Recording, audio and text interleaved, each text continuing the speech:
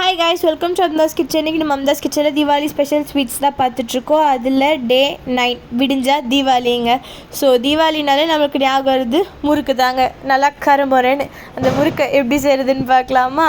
So அதுக்கு நான் என்ன பண்ணியிருக்கேன் அப்படின்னா ஆல்ரெடி நான் 1 கிலோ பச்சரிசியை நல்லா ஊற வச்சு காய வச்சு அதை அரைச்சி வச்சுருக்கேன். அந்த அரைக்கும் போதே அது கூட என்ன பண்ணியிருக்கேன் அப்படின்னா 200 கிராம் பொட்டுக்கடலை, 250 கிராம் பொட்டுக்கடலை, 200 கிராம் உளுந்து போட்டிருக்கேன் வறுத்து.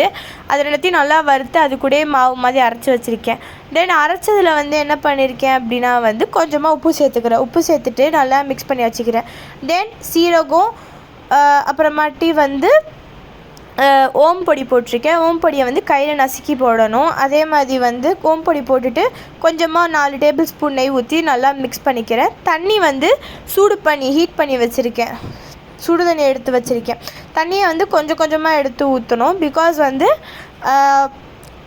கொஞ்சம் கொஞ்சமாக பிணைஞ்சால் தான் நம்மளுக்கு பதம் தெரியும். அதனால் தண்ணியை கொஞ்சம் கொஞ்சமாக ஊற்றணும். நான் ஹீட் வாட்டர் ஊற்றுறனால ஒரு விஸ்க் வச்சு நான் மிக்ஸ் பண்ணுறேன். ஹீட் கொஞ்சம் கம்மியானதுக்கப்புறம் நம்ம கையில் தான் மிக்ஸ் பண்ணி ஆகணும். இதிலே உங்களுக்கு பட்டர் முறுக்கு வேணும்னா ஒன்றுமே இல்லைங்க, பட்டரை ஹீட் பண்ணி இது உள்ள நெய்க்கு பதிலாக பட்டர் போட்டுக்கிட்டிங்கனால இது பட்டர் முறுக்கு ஆகிடும்.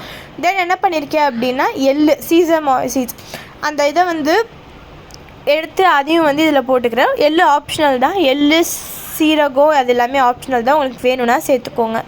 இப்போ எள்ளு போட்டதுக்கப்புறம் நல்லா மாவு பதத்துக்கு அதை மிக்ஸ் பண்ணிடுறேன். அதாவது மாவு பதம் எப்படி இருக்கணும்னா மாவு கொஞ்சம் கெட்டியாக இருக்கக்கூடாது, கொஞ்சம் ஓரளவுக்கு க்ரிப்பாக இல்லாமல் ஓரளவுக்கு லூஸாகவே இருக்கணும். அப்போ தான் புளியறதுக்கு நல்லா வரும். தென் புளியறதுல நல்லா எண்ணெய் அப்ளை பண்ணிவிட்டு மாவு போட்டு புழிஞ்சிட்டு இந்த சைடு அதுக்குள்ளே என்ன பண்ணணும் அப்படின்னா ஒரு ஸ்டவ் ஆன் பண்ணி ஒரு பேன் வச்சு அதில் எண்ணெய் ஊற்றி எண்ணெய் நல்லா காஞ்சதுக்கப்புறமாட்டி முறுக்கு போட்டு எடுத்திங்கன்னா அப்பா வேறு லெவலில் முறுக்கு வருங்க. சாப்பிட்றதுக்கு செம்ம டேஸ்ட்டாக